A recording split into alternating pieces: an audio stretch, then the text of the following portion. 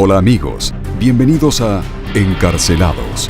Mi nombre es Mariano y en este canal, 3 veces por semana, te contaré las más impactantes historias que han llevado a muchos tras las rejas. Quédate conmigo para escucharlas, pero antes, te pido que te suscribas a este canal y le des un me gusta a este video para que sigas escuchándome.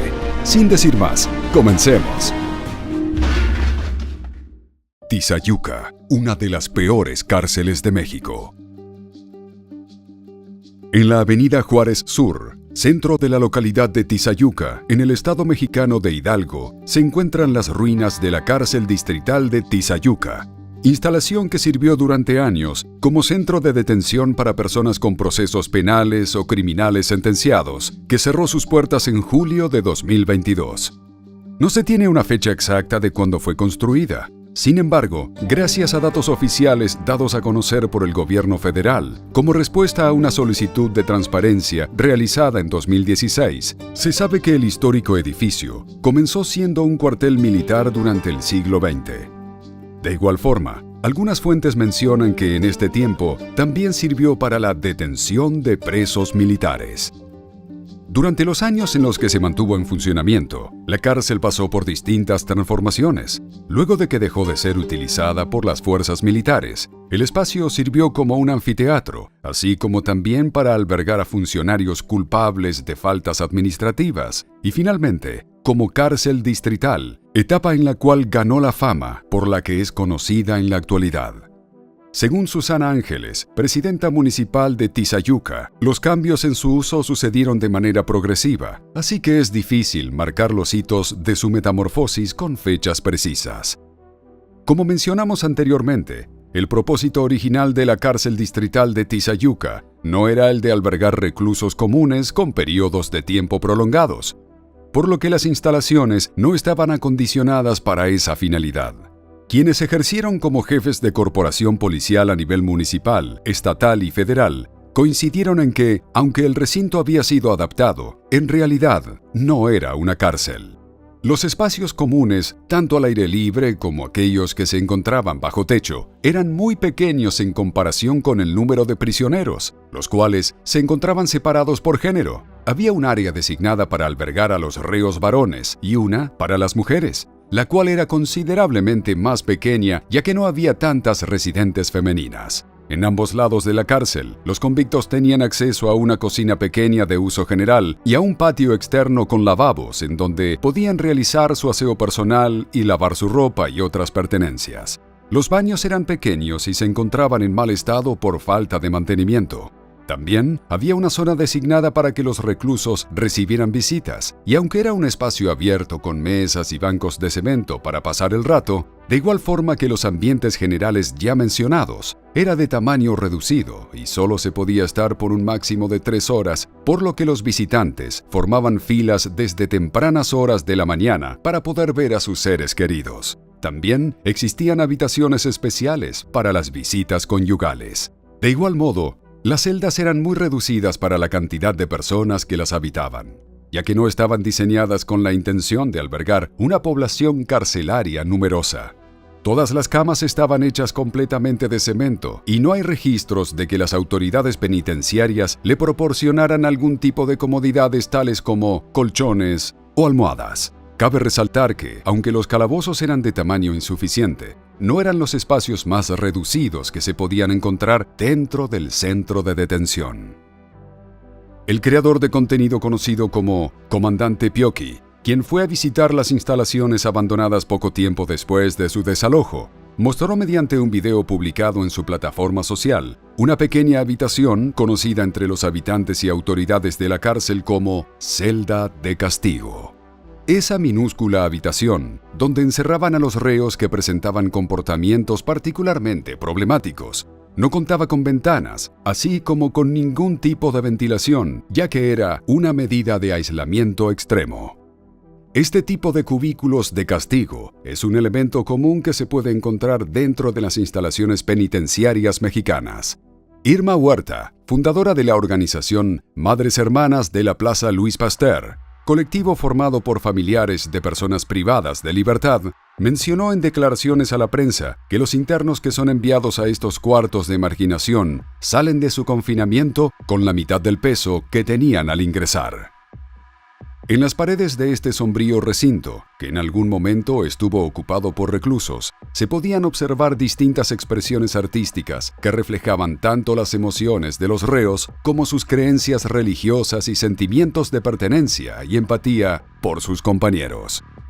Comandante Pioqui, el creador de contenido audiovisual que mencionamos anteriormente, muestra en el video donde documentó el estado de la cárcel de Tizayuca distintas demostraciones de los medios de expresión a los que recurrían los presos. Entre los predominantes, se podían encontrar inmortalizados en pequeñas pinturas de lápidas blancas los nombres de aquellos que fallecieron durante su encierro. Entre las referidas expresiones visuales, también se puede ver gran cantidad de imágenes que representan a la Santa Muerte de distintas formas. El medio de comunicación mexicano N+, incluso nombró a esta figura religiosa como la patrona de los presos que ahí residían.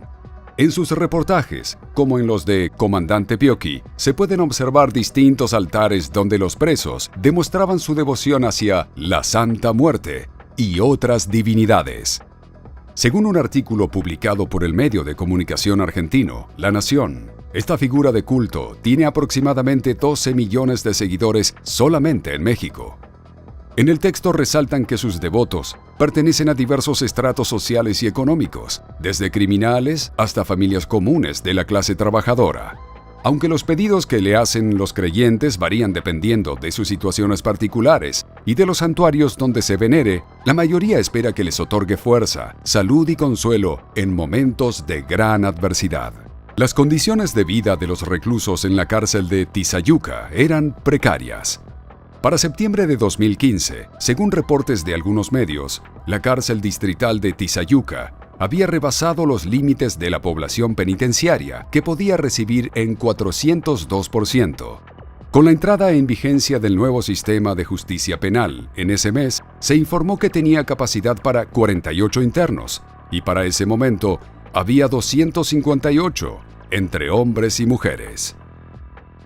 De acuerdo con el diagnóstico penitenciario del primer semestre de 2017, publicado por la Comisión de Derechos Humanos del Estado de Hidalgo, también conocida por sus siglas CDHEH, no había ningún tipo de servicio médico dentro de las instalaciones, lo que significaba que los presos tenían que arreglárselas sin medicamentos suficientes y sin personal de salud a los que recurrir en casos de emergencia. Según dicho informe, el centro penitenciario proporcionaba apenas una parte de la comida que consumían los reos. El resto provenía del exterior, de lo que llevaban sus familiares y allegados para poder asegurar su supervivencia. Los presos, quienes se encargaban de la administración de los alimentos, también tenían la labor de prepararlos en el pequeño espacio que utilizaban como cocina. El diagnóstico penitenciario también indica que para el año 2017, la cárcel distrital de Tizayuca presentaba 98% de sobrepoblación.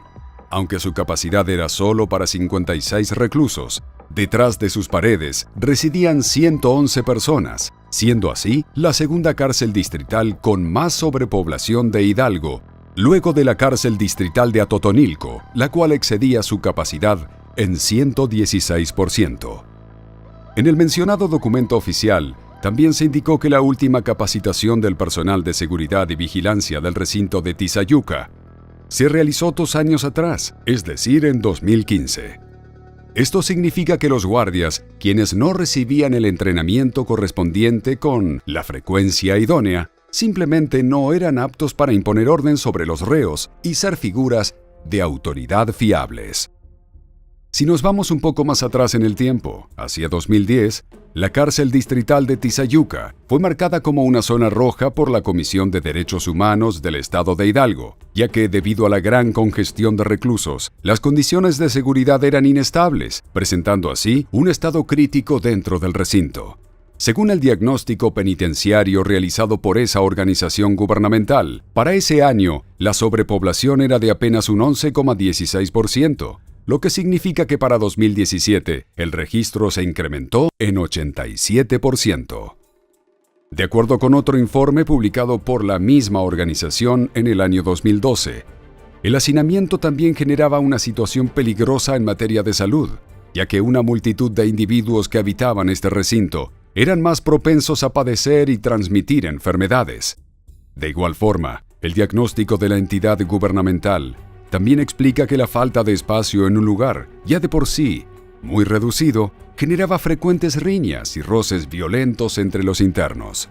Cuando sumamos el alarmante crecimiento que sufrió la población de reclusos en menos de una década, con las deplorables condiciones de la infraestructura, el mal manejo administrativo y la falta de entrenamiento del personal encargado de controlar a los reos, el resultado fue una gran falla en el ámbito de seguridad y salud interna de la cárcel.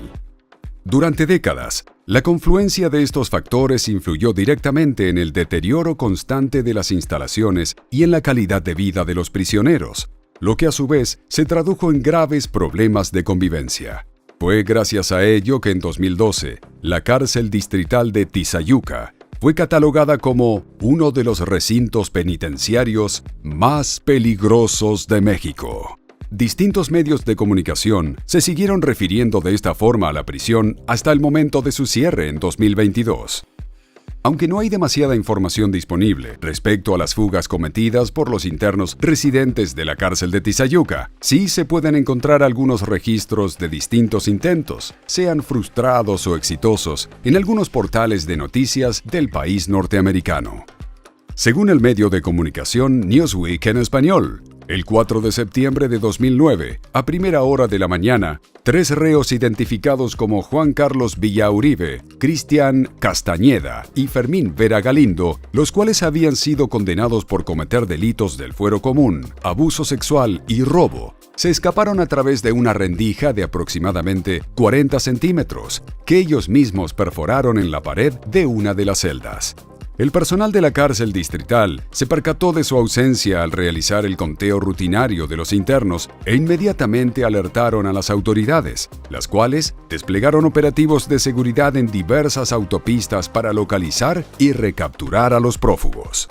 Newsweek en español también señala que en el 2011, alrededor de 10 internos pretendieron fugarse utilizando el mismo método de los 3 hombres antes mencionados. Sin embargo, su intento fue frustrado por los custodios de la cárcel, quienes hallaron el agujero que los prisioneros habían estado cavando en una de las paredes de las áreas privadas del recinto. En un artículo publicado el 4 de julio de 2012 por el medio de noticias mexicano, Sin embargo, se menciona que un interno de 18 años llamado Marco Antonio García García, también conocido por el alias de El Cara Sucia, escaló la reja perimetral de aproximadamente 5 metros de altura que rodeaba el centro penitenciario para lograr su escape. El joven fue arrestado nuevamente poco menos de una hora más tarde, luego de que la policía distrital lo encontrara cuando intentaba abordar un autobús de transporte público. También indican que ese mismo día, otros 3 reclusos sacaron provecho del movimiento interno que generó la fuga de Marco para intentar huir. Sin embargo, no hay más información al respecto en este u otros portales de noticias. El 7 de septiembre de 2015 se reportó la fuga de 4 presidiarios, los cuales fueron identificados como Cristian García Albino, Salvador Eduardo Mendoza, Jorge Mendoza Castro y Jorge Ortega Cruz, de acuerdo con una reseña de prensa publicada por SDP Noticias. Alrededor de las 9 de la mañana de ese día, los 4 hombres escaparon luego de escalar las paredes del penal. Gracias a un operativo policial, un sujeto fue atrapado en las cercanías de la cárcel distrital de Tizayuca, pero para el momento en el que la nota fue publicada, todavía no se sabía si el detenido había sido uno de los 4 prófugos, de los cuales se desconoce su paradero. En 2017 se reportaron otras 2 fugas. Según Noticieros Televisa, el primer escape tuvo lugar durante la mañana del día 31 de octubre. El prófugo, quien fue identificado bajo las siglas RDMO, de 34 años, estaba procesado por el delito de secuestro agravado. El Universal reportó el segundo escape, el cual ocurrió el 30 de noviembre. En esta ocasión, fueron 2 los internos que treparon la barda perimetral y descendieron usando una soga para lograr su libertad.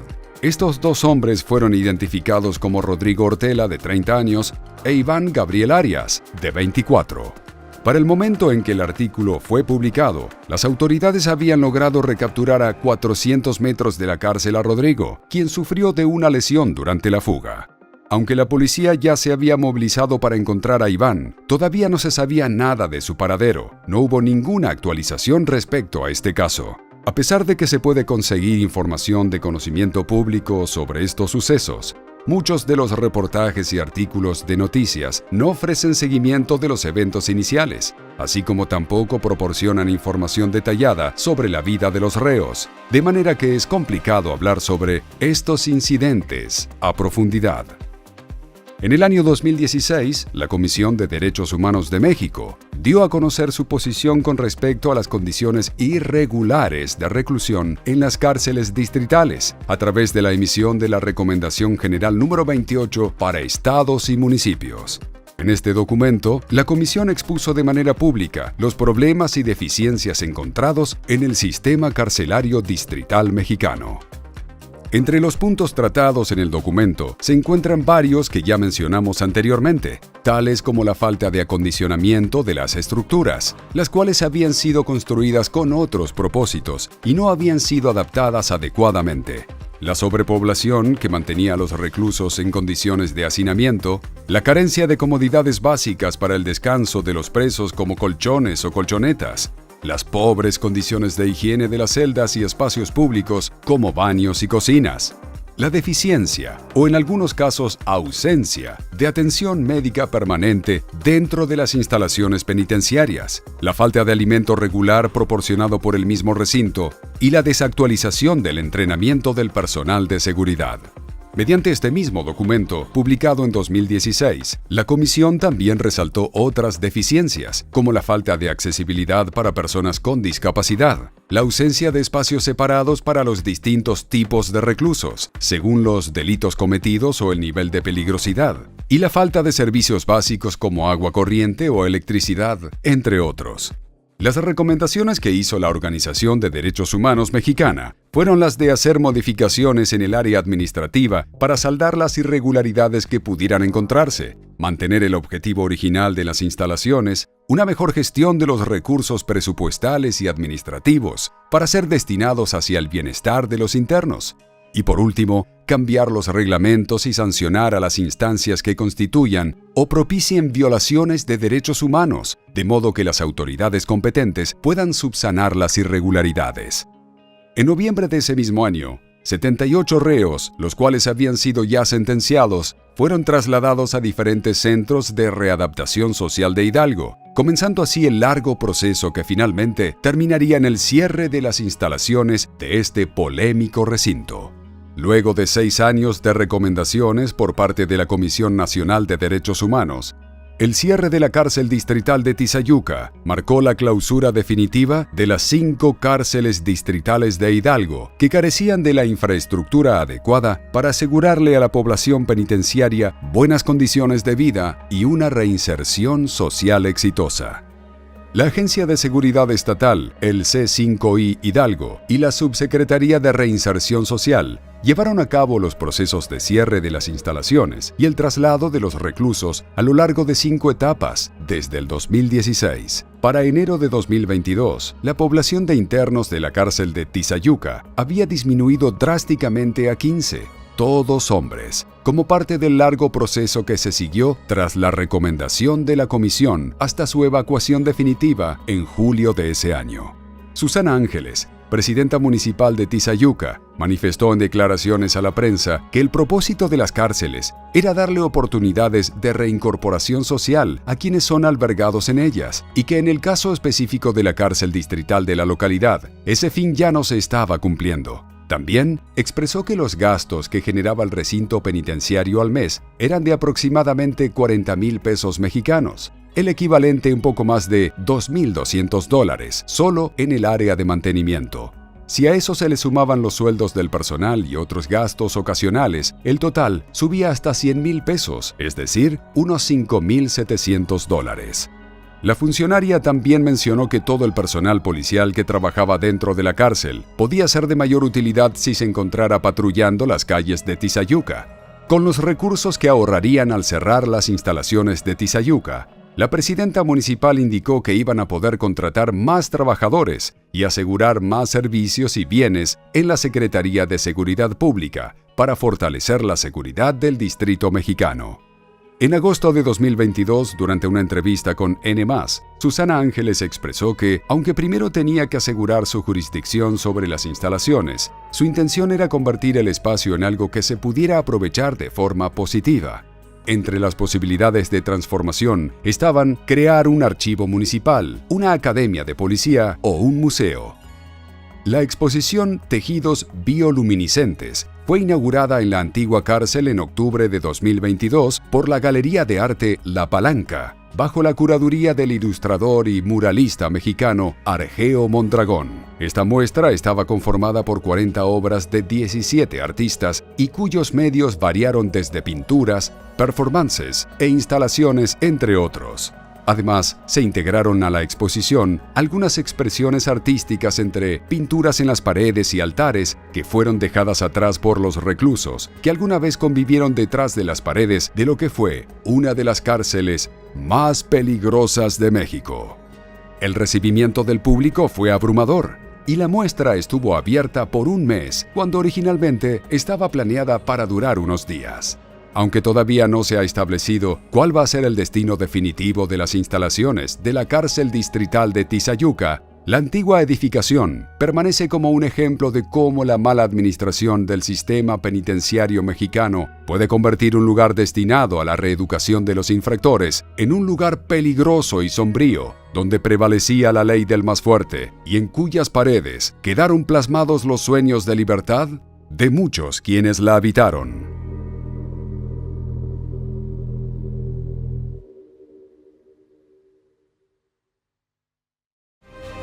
Y bueno amigos, aquí termina el video de hoy. Como ya te lo pedí antes, te recuerdo que te suscribas y dejes un me gusta si este contenido te ha parecido interesante. Nos vemos en la siguiente historia. Hasta pronto.